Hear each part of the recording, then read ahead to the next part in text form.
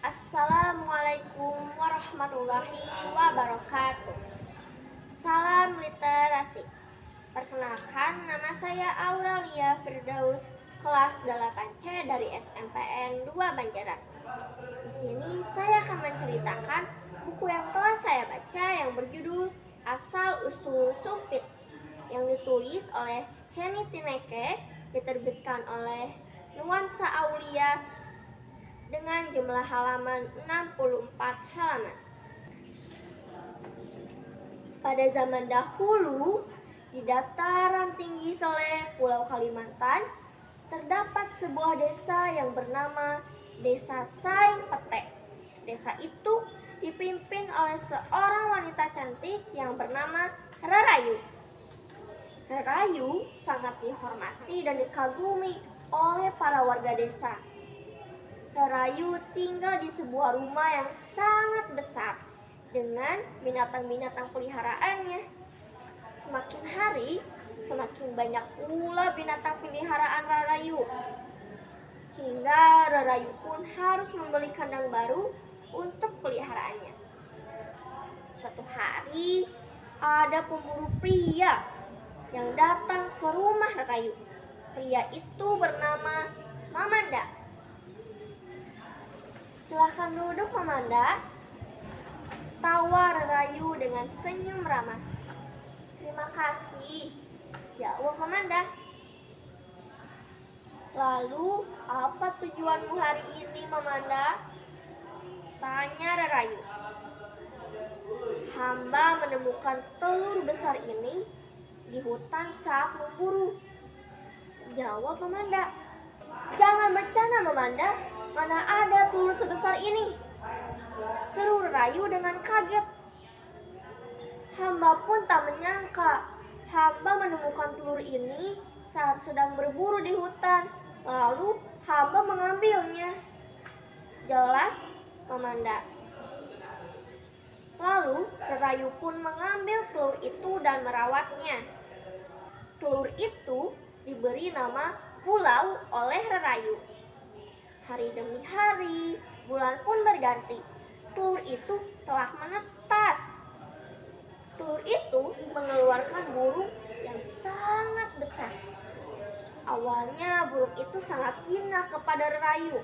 Hingga pada suatu hari, burung itu mengamuk tak karuan akibat telat diberi makan oleh Rarayu. Sehingga burung itu pun menyerang Rarayu. Rarayu pun memukuli burung itu dengan sebilah bambu panjang dan memukulinya secara bertubi-tubi. Karena Rarayulah yang merawat burung itu sedari kecil, burung itu tak berani lagi melawan hingga pergi entah mana. "Dasar binatang kaparat, jangan kembali jika hanya ingin memisahkan aku," teriak Rarayu dengan suara lantang. Tiba-tiba, seorang pengembala kambing berteriak dengan kencang. "Kenapa? Kenapa kau berteriak dengan kencang?" ucap salah satu warga yang mendengar teriakan itu. "Si Bulau, burung besar itu membawa terbang kambingku," teriak penggembala dengan panik. Akibat kesal akan perbuatan Bulau, warga pun sepakat untuk membunuh burung itu. Pada suatu pagi, warga melihat Bulau hendak menyambar seekor sapi. Sontak, warga pun langsung menyerang Bulau dengan berbagai senjata. Karena Bulau takut, Bulau pun langsung pergi terbang entah kemana. Lalu, ada dua pendekar budiman yang bersedia membantu warga-warga desa. Mereka bernama Kilip dan Nalau. Pertama-tama, mereka mencari keberadaan Bulau ke tengah hutan. Hingga mereka menemukannya, ia sedang tertidur pulas di atas pohon. Kilip dan Nalau mendekati Bulau secara perlahan, lalu menirukan suara binatang. Hingga Bulau pun bangun dan terkaget-kaget. Ia linglung hingga badannya terseimbang. Itulah kesempatan mereka. Kilip dan Nalau langsung meniupkan senjata mereka yang berisi lidi-lidi beracun. Bulau tak dapat mengelak. Racun itu telah bereaksi dalam darahnya. Badan Bulau terhempas dengan hebat dekat tubuh Kilip. Kilip pun tak menunggu waktu lama. Ia langsung menghantam kepala Bulau dengan kapak yang dipegangnya. Tiba-tiba terdengar suara sorai-sorai dan gagap gempita dari pinggir hutan. Dengan gembira, Rayu dan warga lainnya langsung menghampiri Kilip dan Nalau. Berakhir sudah bencana yang dialami oleh desa Saing Pete.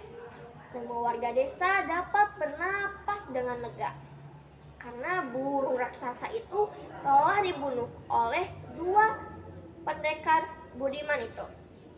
Semua warga sangat berterima kasih kepada Kilip dan Nalau. Kalau kami boleh tahu, senjata apa yang kamu gunakan, Nalau? Tanya Rayu dengan penasaran. Oh, ini adalah sumpit. Senjata ini terbuat dari sebilah bambu, sedangkan busurnya terbuat dari lidi.